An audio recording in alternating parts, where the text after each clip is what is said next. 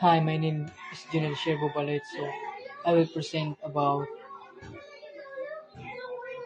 formulating a philosophy of a self.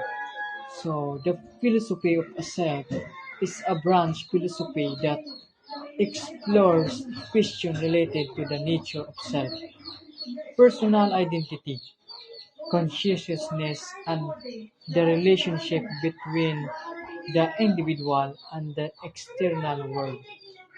It is important because it addresses fundamental questions about human existence, such as who I am and what makes me the same person over time.